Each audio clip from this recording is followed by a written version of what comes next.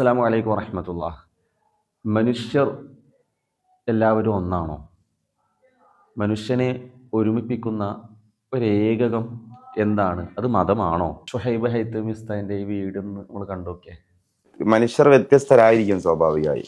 നമ്മളൊരിക്കലും എല്ലാ മനുഷ്യരെ ഒരുപോലെ ആക്കാൻ കഴിയില്ല. പക്ഷെ അവിടെ ഒരുമിപ്പിക്കുന്ന ഒരു ഏകകം എന്ത് എന്നുള്ളതിന് മതമാണ്. മൈത്രേയൻ ഇപ്പോൾ വിശാലമായ ഫ്രെയിമിൽ എന്ന് പറയാം. കാരണം മൈത്രേയൻ്റെ ഫിലോസഫി മൈത്രീയത എന്നുള്ളൊരു സാധനമാണ്. എന്നെ സംബന്ധിച്ചിടത്തോളം ഡെഫിനിറ്റായ ഒരു ഇസ്ലാമിക് പെർസ്പെക്ഷനാണുള്ളത്. അപ്പം അതിൽ ഈ ആശയം, ഈ സ്പിരിച്വാലിറ്റി എന്നുള്ളത് ആശയമാണ്. ആ ആശയമാണ് ഏവരെയും ഒരുമിപ്പിക്കാൻ പറ്റുന്ന ഏക വസ്തു അല്ലെങ്കിൽ ഒരു ഏക എലമെന്റ് എന്നാണ് ഞാൻ പറഞ്ഞത്. ഇപ്പോൾ എക്സാമ്പിൾ ഈ ഉമർ ഖയ്യാമിനെയും റൂമിയെയും ഒക്കെ വായിക്കുമ്പോൾ ആദ്യം എനിക്ക് ഭയങ്കര കൺഫ്യൂഷനുള്ളൊരു സാധനമായിരുന്നു. മനുഷ്യ സമൂഹം മുഴുവനും ഒരു മുന്തിരിക്കൊലയിലെ മുന്തിരിമണികൾ പോലെ സമാനരാണ് എന്നുള്ള ആ ഒരു ആശയം വരുന്ന പരാമർശങ്ങൾ. അപ്പോഴേ എനിക്ക് ഡൗട്ട് തോന്നും, മുന്തിരിക്കൊലയിലെ മുന്തിരിമണികൾ ഒരുപോലെ അല്ലല്ലോ. വലുതുണ്ടാവും, ചെറുതുണ്ടാവും, കറുപ്പുണ്ടാവും, വെളുപ്പുണ്ടാവും. ഇതെന്താണ് ഈ മെറ്റഫർ മനസ്സിലാവുന്നില്ല എന്നുള്ളത്.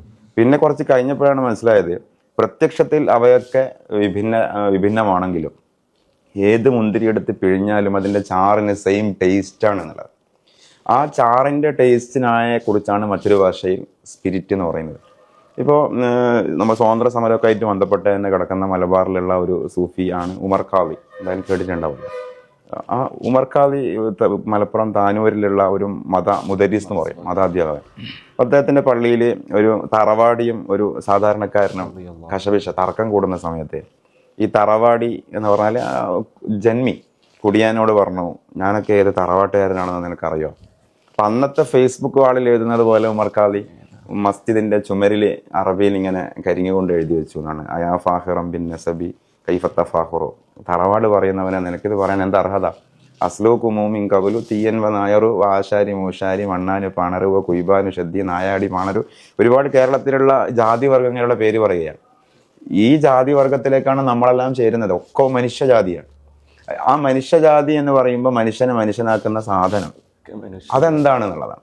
അത് മെറ്റബോളിക് ഫീച്ചേഴ്സ് ആണോ, കേവലം ഇന്റലക്ച്വൽ ഫീച്ചേഴ്സ് മാത്രമാണോ എന്നൊക്കെ ചോദിച്ചാലും അതിനെയൊക്കെ സപ്പോർട്ട് ചെയ്യുന്ന ഒരു അടിസ്ഥാന ഘടകം, ആ അടിസ്ഥാന ഘടകം റൂഹ് അല്ലെങ്കിൽ സോൾ എന്ന് പറയുന്നത്.